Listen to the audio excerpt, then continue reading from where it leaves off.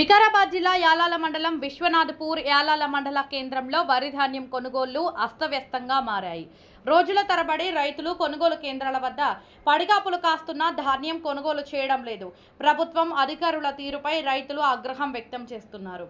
ధాన్యం సేకరణకు అన్ని ఏర్పాట్లు చేశామని, చివరి గింజ వరకు కొనుగోలు చేస్తామని అధికారులు చెబుతున్నప్పటికీ క్షేత్రస్థాయిలో పరిస్థితులు దారుణంగా ఉన్నాయి.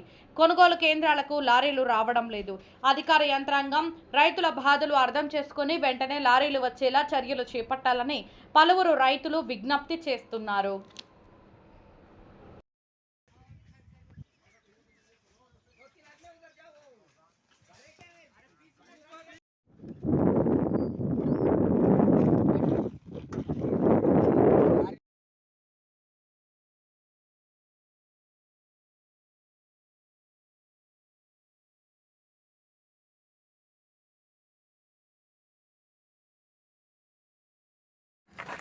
మాది Nagappa, Vishwanathpur, Yalala mandal, Vikarabad district, IKP centre.